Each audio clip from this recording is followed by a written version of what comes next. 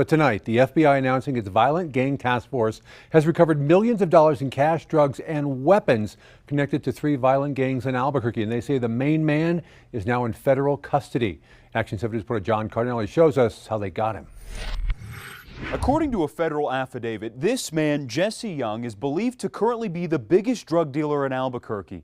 Yesterday, in the early morning hours, FBI agents executed 16 search warrants that ultimately led to his arrest and millions of dollars in contraband to be seized. The operation all made possible because of 22 confidential informants who were involved with 3 gangs.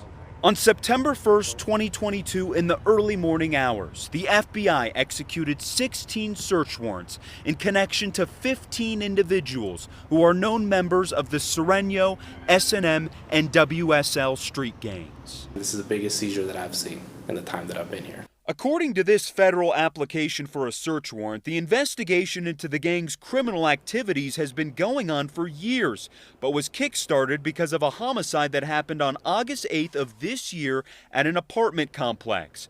22 confidential FBI informants involved with the 3 street gangs told a special agent a Sereno gang member by the name of Jesse Young, also known as Lobo, had committed the murder and was the largest drug dealer currently in Albuquerque. The whole purpose of that was to make sure that we try to rid the streets of some very violent offenders. Young and 14 other people were identified as key players in large-scale criminal activity in Albuquerque.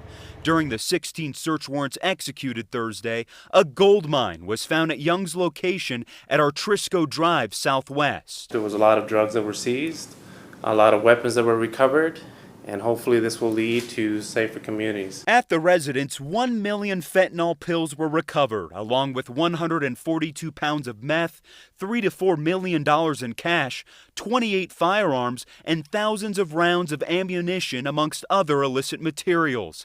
It's unclear where all the fentanyl has come from. So we're still doing that as part of the investigation, but my best guess would be that it's not a local creation of the pills. Some of the 15 key players were already in prison. However, the FBI was able to share 5 arrests were made in yesterday's efforts, and more are expected. We're going to keep coming for you. We're going to keep doing our job. We're going to keep refining our skill set. We're going to keep refining our procedures, and we're going to keep doing this. We're going to do it because it's the right thing to do.